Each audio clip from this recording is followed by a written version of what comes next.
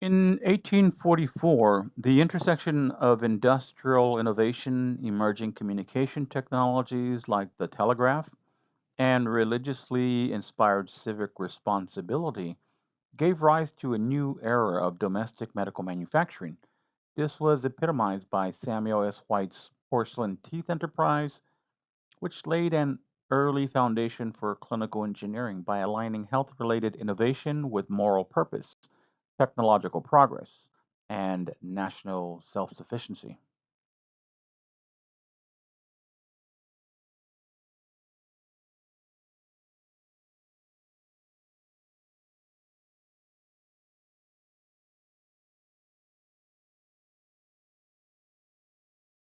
Engineering today is a vital healthcare discipline focused on the application and management of technology in medical settings. From calibrating life support machines to ensuring the safety of imaging systems, clinical engineers operate at the intersection of patient care, technology, and system reliability. While the field is often seen as a modern necessity born from 20th century innovation, its ethical and practical roots reach much further back into the early industrial era of the United States. The year 1844 stands out as a key moment in this origin story. It was a time of intense industrial growth shaped by moral reform movements like the Second Great Awakening and technological breakthroughs such as the telegraph, which revolutionized communication. This period also saw the beginnings of domestic medical manufacturing, as American innovators sought to reduce reliance on European imports and answer the growing need for accessible, high quality medical tools. Among these innovators was Samuel S. White, a Philadelphia dentist who began manufacturing porcelain teeth in 1844. His work reflected more than entrepreneurial ambition. It embodied a national ethos of self reliance, moral duty, and technical excellence. This moment marked the convergence of industrial capability, ethical motivation, and patient centered design, an early embodiment of the values that would later define clinical engineering as a profession and ethical practice. Year 1844 marks a pivotal moment in the American transformation from an agrarian society to an industrial and technologically ambitious nation. One of the most significant breakthroughs came with Samuel Morse's successful demonstration of the telegraph, which transmitted the now famous message, "What hath God wrought?" across a wire from Washington, D.C. to Baltimore. This invention didn't just alter communication, it redefined the speed and scale at which knowledge, commerce, and decision making could occur. The telegraph symbolized a growing confidence in the power of machines to solve human problems, laying a cultural and technical foundation for the rise of engineering oriented disciplines, including those that would one day serve healthcare. At the same time, the machinery and methods of industrialization were beginning to reshape not only transportation and manufacturing, but also healthcare itself. New demands were placed on the body in industrial work, and this spurred innovation in medical tools, diagnostics, and rehabilitation. As factories multiplied and urban centers grew, the need for durable, accessible, and standardized health solutions increased. This pressure opened the door for medical artisans and manufacturers like Samuel S. White to enter the marketplace, bringing industrial methods to the production of medical goods, thus forming an early link between medicine and engineering. Yet this technological shift did not occur in a vacuum. The cultural ethos of the period was steeped in religious revival, a renewed emphasis on personal morality, and a deep sense of civic responsibility. The Second Great Awakening inspired a wave of social reform, promoting health, education, and cleanliness as reflections of spiritual virtue. Craftsmanship, especially when directed toward healing or public service, was viewed as both a technical and moral pursuit. This unique blend of religion, industry, and national identity created an environment where healthcare innovation could thrive not just as commerce, but as a calling, foreshadowing the ethical responsibilities that would come to define the role of clinical engineers in later generations. In 1844, Samuel Stockton White, a Philadelphia based dentist, took a bold step that would not only revolutionize dental care but also signal the birth of domestic medical manufacturing in the United States.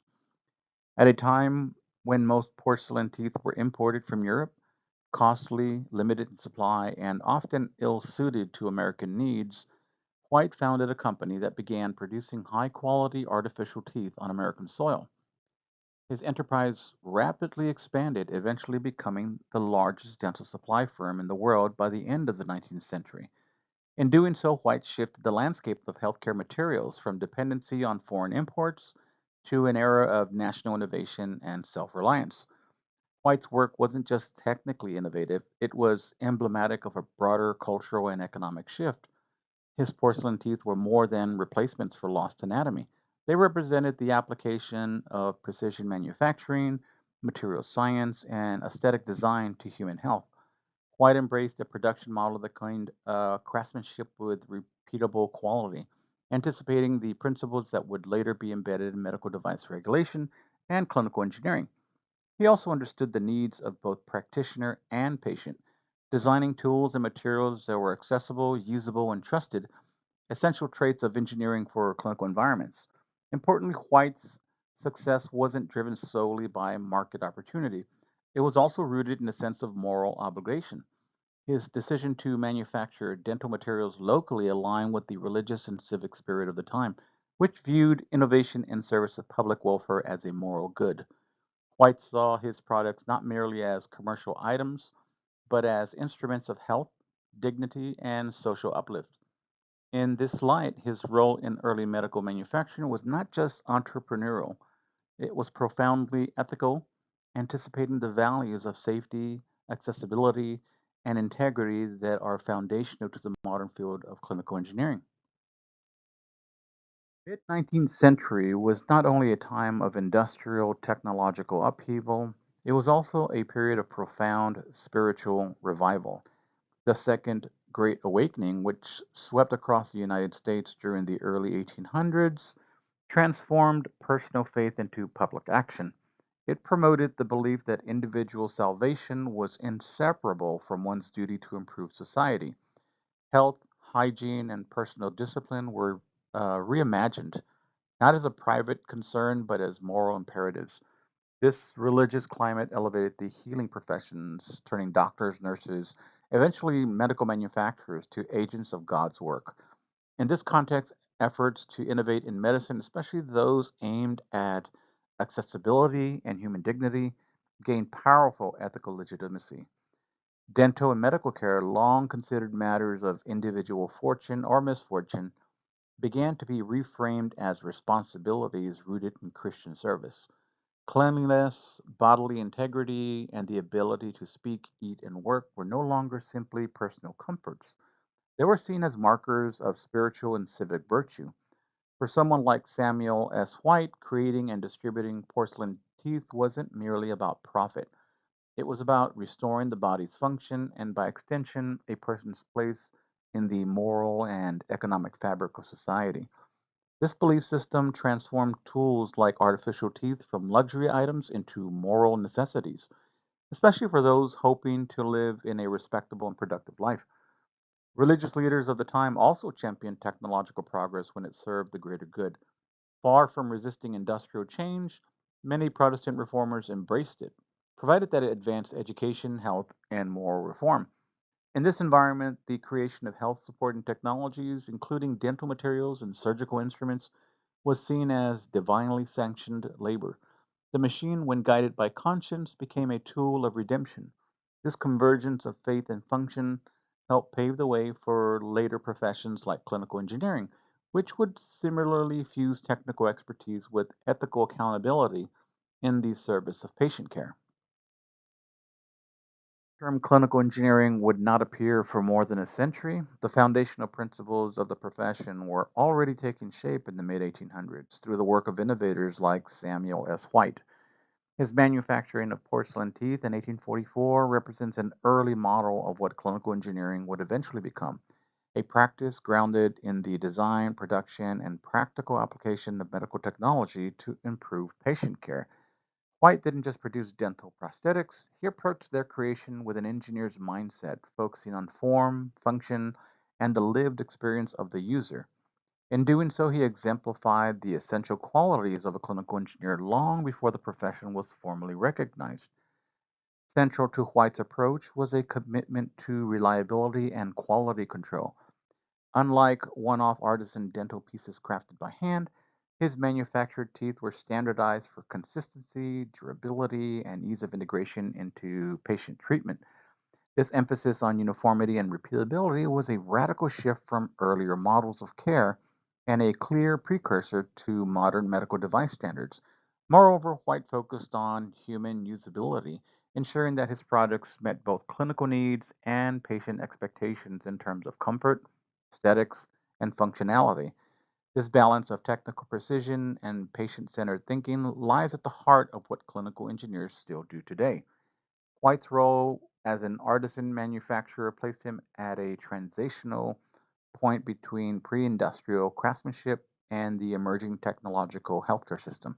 He bridged two worlds: the personal, hands on tradition of care and the scalable systems based logic of industrial design.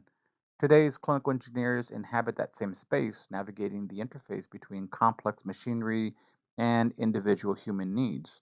In this sense, White's work can be viewed not only as a business innovation, but as a philosophical and practical forerunner to clinical engineering, demonstrating how tools, when carefully crafted and ethically deployed, can elevate both the science and humanity of care. The year 1844 did more than mark the beginning of a successful dental enterprise. It helped lay the groundwork for what would become the U.S. medical device industry. Samuel S. White's decision to manufacture porcelain teeth domestically was a bold and foundational move toward national self sufficiency in health technology. His model demonstrated that medical products could be mass produced without sacrificing quality, usability, or ethical intent. As industrial capabilities expanded across the country, White's success became a blueprint for how American companies could approach the design and production of medical tools, not just as commercial goods, but as critical components of public health infrastructure. Interestingly, the same year also saw the birth of another transformative technology, the telegraph. At first glance, dental prosthetics and long distance electrical communication may seem worlds apart, yet both technologies involve core engineering principles: signal transmission, precision manufacturing, and the design of reliable human machine interfaces. The telegraph translated human intent into electrical pulses. Porcelain teeth translated human need into biomechanical function.